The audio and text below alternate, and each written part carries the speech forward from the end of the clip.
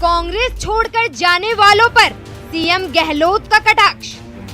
कोई छोड़ के जाए कोई फर्क नहीं पड़ता है, जाए उसका स्वागत है, आए उसका स्वागत है।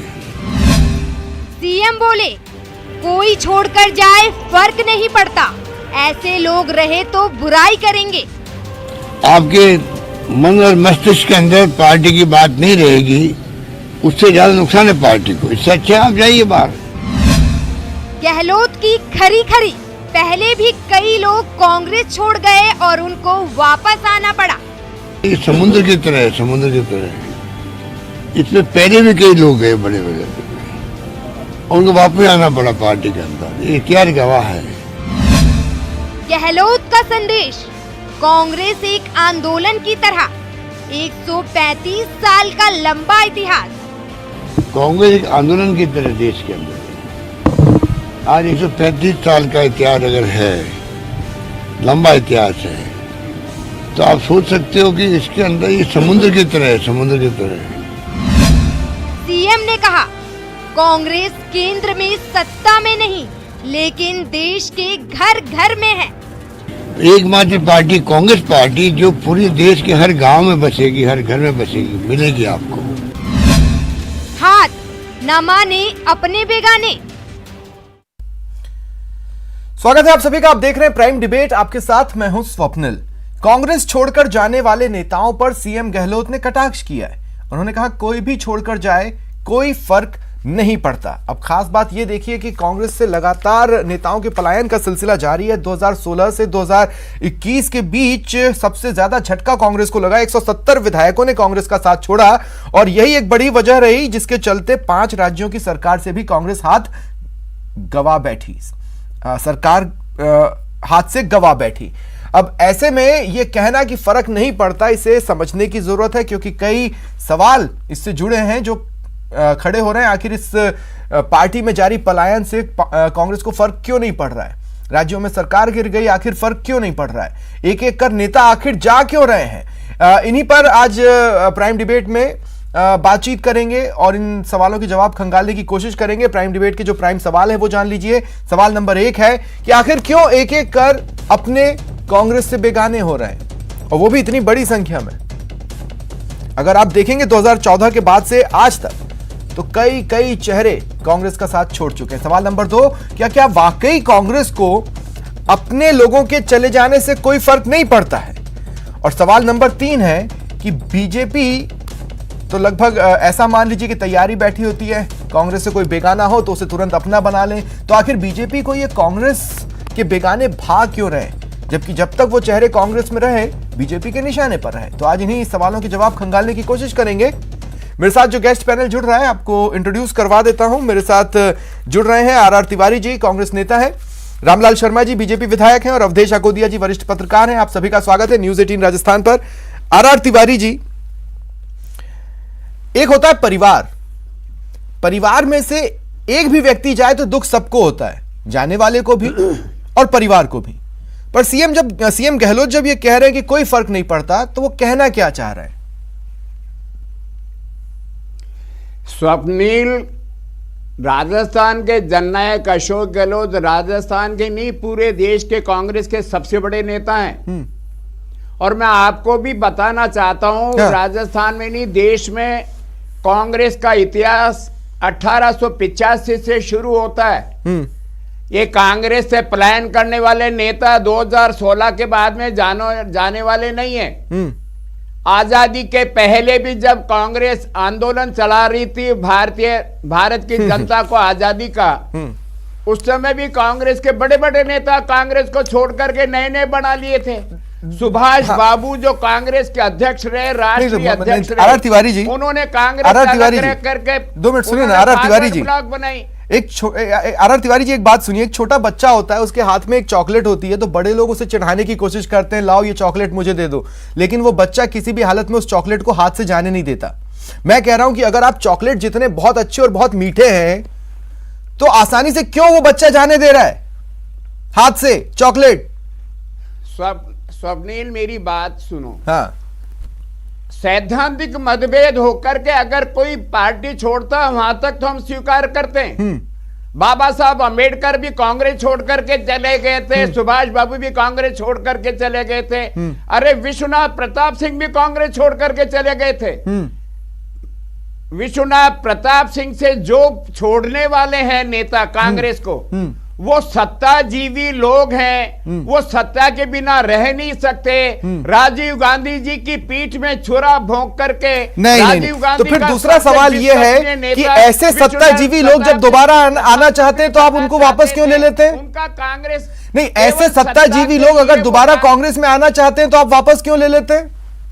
कांग्रेस बड़े दिल की पार्टी है, यहाँ लाखों नदियां समुद्र में मिलती है, हम जाने वालों की परवाह नहीं करते हैं। लेकिन मैं फिर कहना चाहता हूं, आने वालों की भी तो परवाह नहीं कर रहे हैं। जनता पार्टी का, मेरी बात सुनो, भारतीय जनता पार्टी का जो अपना वर्तमान स्वरूप है, हाँ। हम अपना झंडा नहीं बदलते, डंडा नहीं बदलते, हमारे सिद्धांत नहीं बदलते, ठीक है, ये भारतीय जनता पार्टी। लेकिन आपको भी अब ये सोचना चाहिए कि इतनी पुरानी पार्टी, इतनी क्वालिटी वाली पार्टियों से अगर लोग एक एक कर जा रहे हैं तो उसका कुछ तो कारण होगा, है ना? आर तिवारी जी, मैं आगे आपके पास आऊंगा, मैं आगे आपके पास आऊंगा। आर तिवारी जी, मैं आऊंगा आपके पास, मुझे अन्य चेहरों को भी अब शामिल कर लेने दीजिए। रामलाल शर्मा जी, सवाल थोड़ा सा बड़ा होगा लेकिन आप मेरा साथ देने की कोशिश कीजिएगा। आपको कांग्रेस के परिवारवाद से दिक्कत है, लेकिन कांग्रेस में परिवारवाद के जिन चेहरों का उदाहरण आप दिया करते थे उन्हें अपनी पार्टी में शामिल कर लिया। आपको कांग्रेस के चेहरों से दिक्कत है जो कि यूपीए सरकार में मंत्री रहे, वो छोड़े तो आपने उनको भी शामिल कर लिया। तो ये आप कर क्या रहे हैं? देखिए स्वप्निल जी, भारतीय जनता पार्टी एक परिवारवाद की पार्टी नहीं है, भारतीय जनता पार्टी एक वंशवाद की पार्टी नहीं है, भारतीय जनता पार्टी एक विचार की पार्टी है, भारतीय जनता पार्टी एक फेडरलिस्ट पार्टी है। अरे आर तिवारी जी 2 मिनट रुकिए ना, आपकी बकवास सारी, आर तिवारी जी 2 मिनट रुकिए, सुन ली, अब शांत रहो आप 2 मिनट। रामलाल जी, आप मेरे सवाल पे रहिए ना। आप रीता बहुगुणा जोशी को परिवारवाद का एग्जाम्पल कहते थे, आपने बीजेपी में शामिल कर लिया। आप आरपीएन सिंह को यूपीए सरकार का सबसे बेकार चेहरा मानते थे, आपने उनको भी शामिल कर लिया। कांग्रेस पार्टी का हस्त होने का सबसे बड़ा कारण जो है, इन्हीं के तृणमूल कांग्रेस, ममता बनर्जी कांग्रेस पार्टी छोड़ के गई, अलग पार्टी बनाई, आज वो वेस्ट बंगाल के अंदर राजनीति के अंदर है। इन्हीं की पार्टी के शरद पवार, ठीक है, मैं मान लिया, मैं मान लिया, लेकिन रामलाल जी सवाल क्या है? देखिए, मेरा सवाल समझिए रामलाल जी, मेरी बात तो सुनिए, मेरा सवाल समझिए। आपने आरपीएन सिंह को शामिल किया, आपने ज्योतिरादित्य सिंधिया को शामिल किया, आपने इससे पहले रीता बहुगुणा जोशी को शामिल किया, आपने जितिन प्रसाद को शामिल किया। ये वो चेहरे हैं जिन पर आप निशाना साधा करते थे। आप समझ रहे हैं, आप यूपीए सरकार के कार्यकाल को कोसते हैं। आरपीएन सिंह उस सरकार में चेहरा थे, आपने उनको शामिल कर लिया। स्वप्निल जी, भारतीय जनता पार्टी, जो मैंने पहले कहा कि हम वंशवाद वाली पार्टी नहीं है, हम परिवारवाद की पार्टी नहीं है, एक विचार की पार्टी है। हमारी विचारधारा से, हमारे मूल्यों से, हमारी पार्टी से कोई सहमति करेगा, आना चाहता है तो कभी भी आ सकता है, अगर हमारी नीति से अगर विश्वास करता है। मैं दूसरी बात कर रहा हूँ स्वप्निल जी, मैं दूसरी बात कर रहा हूँ, कांग्रेस पार्टी के प्रति लोगों का मोह भंग क्यों हो रहा है? तो इसलिए हो रहा है कि गांधी परिवार को कोई चुनौती देने वाला, पर अगर कांग्रेस के सारे चेहरे एक दिन उठकर बीजेपी में आ गए तो बीजेपी से भी मोह भंग हो जाएगा ना जी। तो उनको कार्यालय, रामलाल शर्मा जी, अगर कांग्रेस के चेहरे जिनसे जनता का मोह भंग हो रहा है एक दिन वो बीजेपी में नजर आएंगे तो एक दिन बीजेपी से मोह भंग हो जाएगा। सिर्फ और सिर्फ कांग्रेस एक परिवार तक सीमित कर रहता है कि उससे आगे कांग्रेस नहीं बढ़ पाएगी। ठीक है, परिवार का त्याग और बलिदान तो इस देश ने देखा, अंतर्राष्ट्रीय देश ने देखा। Are Tiwari ji, Janata party, are Tiwari जी, और भी परिवार है दादा। नहीं, ठीक है, के नाम पर आने वाली पार्टी है। 2 मिनट रुकिए R Tiwari ji, R Tiwari ji 2 minute रुकिए ना, 2 मिनट रुकिए। अब आप रुक जाइए, प्लीज रुक जाइए। अवधेश आकोतिया जी, मैं आपके पास आ रहा हूं। सीएम गहलोत जब कहते हैं कि कांग्रेस एक समंदर की तरह है, तो वो ये भूल जाते हैं कि समुद्र में पानी खारा होता है। वो ये भूल जाते हैं कि इस किनारे से उस किनारे पे दिखता नहीं है कि वहां क्या चल रहा है। वो ये भूल जाते हैं कि इस किनारे पे खड़े होकर हम ये बता नहीं सकते समुद्र के किस हिस्से में तूफान मचा हुआ है। और यही कांग्रेस पार्टी की कमी है, इन्हीं चीजों को वो भाप नहीं रही। बिल्कुल स्वप्निल जी, और जब वो ये कहते हैं कि कांग्रेस पार्टी समुद्र की तरह है, तो ये नहीं भूलना चाहिए किसी को भी कि जो समुद्र का अस्तित्व होता है वो नदियों से ही होता है। जब आपकी नदियां ही सूख जाएंगी तो एक दिन समुद्र भी सूख जाएगा। कांग्रेस पार्टी के साथ दिक्कत दूसरी है। देखिए, वो दौर कब का बीत चुका जब आपकी कोई आइडियोलॉजिकल कमिटमेंट होता था राजनीति में आने का, आपका सेवा का जरिया होती थी राजनीति, वो दौर अब बीत चुका। हर व्यक्ति जो राजनीति में आता है, राजनीति में सक्रिय है, उसको सत्ता सुख चाहिए, उसको सत्ता चाहिए। वो जो भी काम करना चाहता है अपनी विचारधारा को के भी, उसके लिए भी उसको सत्ता चाहिए। अब कांग्रेस की स्थिति ऐसी हो गई है कि राष्ट्रीय राजनीति में वो विपक्ष की भूमिका के लायक भी नहीं है। जो पैरामीटर चाहिए लोकसभा में सदन का नेता बनने के लिए, उतने सांसद भी उनके जीत के नहीं आ रहे हैं। गिने चुने 3 राज्यों में जहां सिर्फ कांग्रेस की सरकार है, 3 राज्य जैसे उनके तो बच्चे क्या हैं। कांग्रेस में कोई अट्रैक्शन रह नहीं गया है? मैं पूछना ये चाह रहा हूं, देखिए मेरी बात को समझिएगा, कई तो ऐसे चेहरे गए जो राहुल गांधी के करीबी थे और कांग्रेस चाहती है कि राहुल गांधी देश का सबसे बड़ा अट्रैक्शन बन जाए। बिल्कुल, मैं आपके इसी बिंदु पर आ रहा था। एक तो कांग्रेस के जितने भी नेता हैं जिनका थोड़ा बहुत जनाधार बचा है, उनको अपना भविष्य, राजनीतिक भविष्य कांग्रेस में नहीं दिखता है, क्योंकि उनको नहीं लगता है कि केंद्र में कभी आने वाले सालों में, आने वाले कुछ चुनावों में केंद्र में सत्ता में कांग्रेस आ पाएगी, और राज्यों में वापसी की उम्मीद उनको नहीं दिखती है। तो वो उन सारे संबंधों को जो बड़े प्रगाढ़ माने जाते थे, एक जो पीढ़ीगत हस्तांतरण होना है कांग्रेस के भीतर, कांग्रेस के जितने भी पुराने नेता हैं जो इंदिरा गांधी, राजीव गांधी, सोनिया गांधी के करीबी रहे हैं, उन पर जो कांग्रेस का नया नेतृत्व है उनको भरोसा नहीं है, और जो नए नेता हैं उनको अपने राजनीतिक भविष्य यहां पर सुरक्षित नहीं दिखता है, तो इसलिए वो नहीं टिकना चाहते। तो ये अजीब सी दुविधा में कांग्रेस पार्टी फंसी हुई है। और जब तक, और बीजेपी क्या कर रही है, वो क्या सोचती है इन चेहरों को जोड़कर? अब जैसे मान लीजिए मैं कैप्टन अमरिंदर सिंह का ही उदाहरण लूं, विपक्ष के तौर पर बीजेपी उनको कोसती रही, फिर उन्हीं के साथ गठबंधन की जुगाड़ में भिड़ी, तो फिर बीजेपी क्या कर रही है? बिल्कुल स्वप्निल जी, क्योंकि जैसा मैंने आपको कहा, वो दौर बीत गया जब राजनीति में एक आइडियोलॉजिकल कमिटमेंट होता था। किसी का कमिटमेंट नहीं है, सिर्फ सत्ता चाहिए। सत्ता में आने के लिए जो आदमी समीकरण आपके साथ सकता है उसका स्वागत करते हैं, ठीक है। और इसीलिए तो आप किसी को भी ले लेते हैं जो आपके खिलाफ लगातार बोले, लगातार मुहिम चलाइए, उनका भी आप खुले दिल से स्वागत कर लेते हैं। ठीक है। आर तिवारी जी, एक बार फिर मैं देखिए अपनी पहली बात पर आ रहा हूं। आप हमेशा कहते हैं कांग्रेस पार्टी एक परिवार की तरह है, परिवार से एक भी चेहरा जाए तो उसे रोकने की कोशिश होना चाहिए। एक भी चेहरा जाए तो वो परिवार में रुकना क्यों नहीं चाहिए, ये जानना चाहिए।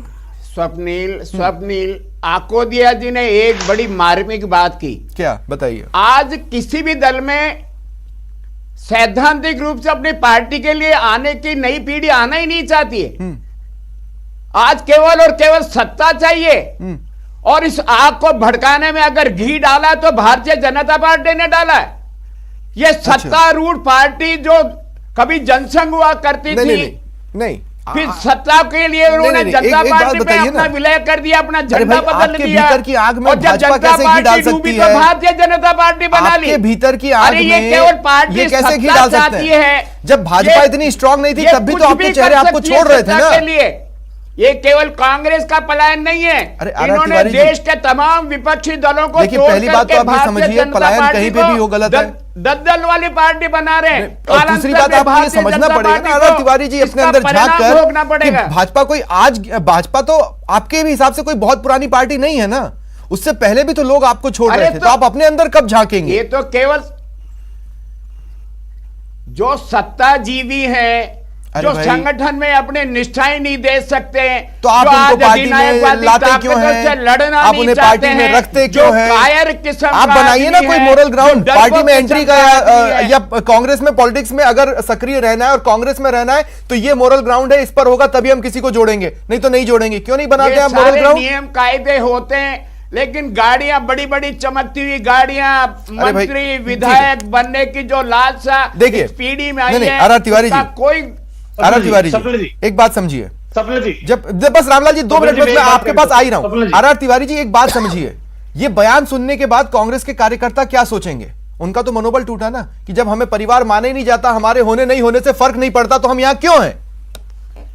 कांग्रेस का एक भी कार्यकर्ता भारतीय जनता पार्टी में नहीं गया है। ये नेता है जो सत्ता के लोलूप में कांग्रेस में जब मलाईदार माल खा रहे थे, चले जाएंगे, मलाईदार मिल रही थी, आज इनको भारतीय जनता पार्टी में मलाई नजर आ रही है। ठीक है। तो हाँ रामलाल जी अब बोले आप, फिर मैं सवाल लेता हूं, क्या बोल रहे हैं? स्वप्निल जी, मैं ये कह रहा हूँ, देखिए मुख्यमंत्री जी का जो बयान है, ये मुख्यमंत्री जी का बयान ये कोई नेशनल स्तर का बयान नहीं है।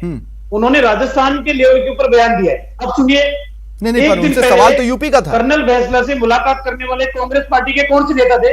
राजेंद्र यादव जो गहलोतपुर से, रघु शर्मा जो गहलोतपुर से, लालचंद जी कटारिया जो गहलोतपुर से, धर्मेंद्र जी राठौर जो गहलोतपुर के, चारों नेता कर्नल बैंसला से मुलाकात करने के लिए जाते हैं। अरे उसका स्वास्थ्य का हाल पूछना भी बेमानी है क्या? पार्टी में भी है ना, बुजुर्ग नेता है, स्वास्थ्य के लिए बात करना, अरे मानवता का धर्म। रामलाल शर्मा, रामलाल जी, ये मुखिया सचिन पायलट को कमजोर करने के लिए एक तरफ अपने नेताओं को कर्नल बैंसला से मुलाकात करने के लिए भेजते हैं, और एक दिन बाद मुख्यमंत्री जी ये बयान देते हैं कि कांग्रेस पार्टी को छोड़कर जाना चाहे तो अरे ये तो आप प्रेडिक्ट कर रहे हैं ना रामलाल जी, मेरी बात तो समझिए आप। मैं देखिए, मैं आपको रामलाल जी, मैं आपको एक बात बताऊं, कांग्रेस में से जितने भी बड़े चेहरे छोड़ेंगे जिनको आप भले निशाने पर रखते हैं, वक्त आने पर आप उन्हें जोड़ लेंगे ना। आप जितने भी नाम ले रहे हैं रामलाल जी, अगर मान लीजिए कल को आने वाले समय में वो कांग्रेस छोड़ते हैं तो आप तो उन्हें जोड़ ही लेंगे ना। फिर इस तरह के निशाने साधने का मतलब क्या है? नहीं, जो मुख्यमंत्री जी ने स्टेटमेंट दिया है, जैसे मुख्यमंत्री जी राजनीतिक व्यक्ति हैं, हमेशा राजनीतिक स्टेटमेंट देते हैं, उससे राजनीतिक स्टेटमेंट का भी अर्थ निकलना चाहिए। और सीधा सीधा अर्थ यही है कि कांग्रेस राजस्थान में भी अंतर कलह से जूझ रही है, और आने वाले समय के अंदर आप अपनी पार्टी को दंगल होने से बचाओ रामलाल शर्मा। ठीक है, कांग्रेस तो कांग्रेस रहेगी, झंडा डंडा 137 साल में नहीं बदला। क्या आर तिवारी जी, कांग्रेस दंभ में आ चुकी है? क्या कांग्रेस घमंड करने लगी है? ये बड़ा दंभ वाला वाक्य लगता है आर तिवारी जी। ये दंभ वाला पार्ट नहीं है। हम जनसंघ से हम कभी जनता पार्टी में शामिल नहीं हुए, और जब जनता पार्टी डूब गई तो हमने भारतीय जनता पार्टी नहीं बनाई। अरे आपको ये सोचना चाहिए ना, आप जब ये नहीं, 2 मिनट रुकिए, अब मैं बहुत से पॉइंट क्लियर कर देता हूं। मैं एक पॉइंट क्लियर कर देता हूं। अवधेश आकोदिया जी, सबसे पहली चीज, इस तरह का बयान जो अपने हैं उनका मनोबल तोड़ता है। दूसरी बात मैं ये कह रहा हूं, जब कांग्रेस ये बताती है कि भाई एक टाइम पे बाबा साहब अंबेडकर ने हमें छोड़ दिया, तो अपने अंदर झांको ना कि ऐसा व्यक्तित्व छोड़ क्यों रहा है। अगर आप ये कहते हैं एक टाइम पे प्रणब मुखर्जी छोड़ दिए थे, तो प्रणब, एक बार झांकिए ना, ऐसा क्या हुआ कि प्रणब मुखर्जी छोड़ गए? बिल्कुल स्वप्निल जी, देखिए, कोई भी, जैसा आपने शुरुआत में तिवारी जी से पूछा कि कांग्रेस को आप परिवार कहते हैं, तो परिवार का कोई भी सदस्य जाता है तो आपको मनाना चाहिए और उसके जाने का दुख आपको होना चाहिए। जो लोग लगातार जा रहे हैं और जाने के बाद स्वयं को स्थापित कर रहे हैं, वो दौर चला गया जब लोग जाते थे और वापस आते थे। अभी आप पिछले 5-7 साल में बता दीजिए, जो भी नेता कांग्रेस छोड़ के गया है, क्या उसकी वापसी हुई है? क्या वो अपने आप को स्थापित नहीं कर पाया है? कई लोगों ने तो जहां पर आपकी बमुश्किल सत्ता में वापसी हुई थी, वहां पर आपकी चुनी हुई सरकार को गिरा के भारतीय जनता पार्टी की सरकार बना दी, क्योंकि वहां पर आपका नेतृत्व का झगड़ा इतना बड़ा था जिसको आप समय पर सुलझा नहीं पाए। तो आपको अब कांग्रेस के साथ बड़ी विचित्र स्थिति है कि जो लोग जाना चाहते हैं। चल रहा है क्या इससे? अवधेश जी, बहुत संक्षिप्त में कमेंट दीजिएगा कि बहुत सी बातें आपस में हो ही नहीं रही हैं, और हर कोई लीडर अपने अपने हिसाब से एक पार्टी लाइन मानकर चल रहा है, उसके हिसाब से बयान देने की कोशिश कर रहा है, और इसका मतलब यह है कि अभी भी अपनी हार, अपनी दुर्गति के कारणों को सच में असली तरीके से खंगाला ही नहीं गया। अवधेश जी, शॉर्ट में। बिल्कुल स्वप्निल जी, क्योंकि देखिए, कांग्रेस में नेतृत्व की कमी साफ तौर पर दिखाई देती है। सोनिया गांधी उतनी एक्टिव नहीं है, और अंतरिम अध्यक्ष भी हैं, तो एक फुल टाइम अध्यक्ष तो कम से कम होना चाहिए ना। जो लोग किसी को समस्या है तो बात किससे करे, और उसका आप क्या समाधान कर सकते हैं? जब तक ये नहीं होगा, ऐसी स्थिति चलती रहेगी। जहां पर भी नेताओं को फायदा दिखेगा, वो मौके की तलाश में रहेंगे, और मौका मिलते ही वो चले जाएंगे। चलिए ठीक है, शुक्रिया आप तीनों का मेरे साथ जुड़ने के लिए, इस चर्चा में शामिल होने के लिए। यह था आज का प्राइम डिबेट। अंत में सिर्फ इतना सा कमेंट, दिल दरिया बाकी सब समंदर। फिलहाल इतना ही।